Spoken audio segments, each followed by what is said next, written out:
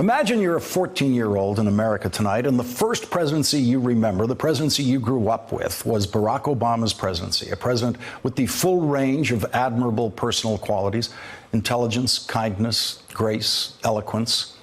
Then came President Trump when you were 12 years old. And if you really liked President Obama or loved him, and if you agreed with what you know about President Obama's policies and agreed with what you believed he was trying to do for America, the last couple of years have been the darkest years in American history, as you have personally experienced it, if you're 14 years old. So how does that feel? How does darkness feel?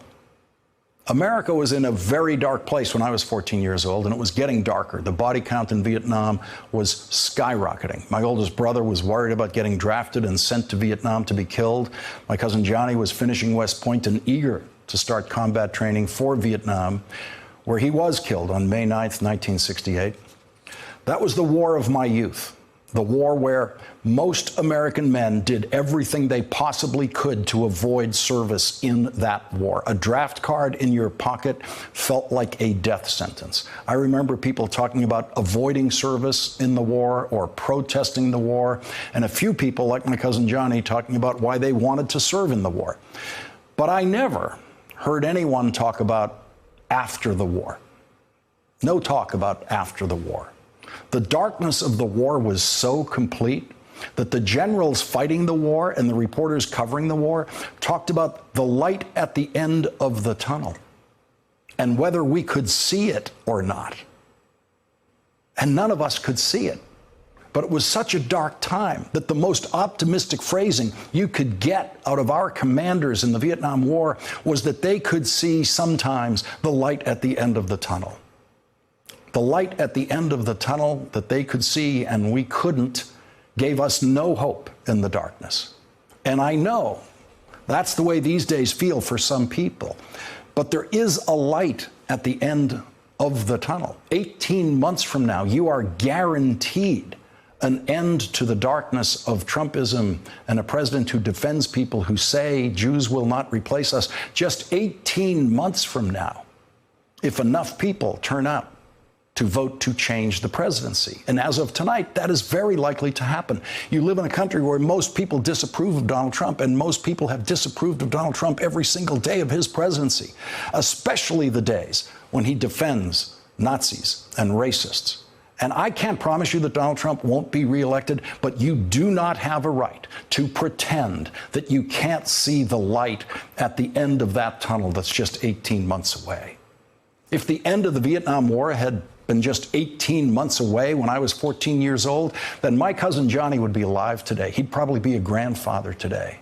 At any point in my teenage years, if you told me that the end of the Vietnam War was just 18 months away, I would have been thrilled. I would have been filled with optimism about the future and about what this country could be after the Vietnam War. But that's not what it felt like then. That's not what I felt like. I felt what many of you, certainly many 14-year-olds, might be feeling tonight, on a night when once again the President of the United States defended these people. Jews will not replace us! Jews will not replace us! Jews will not replace us! Blood and soil! Blood and soil!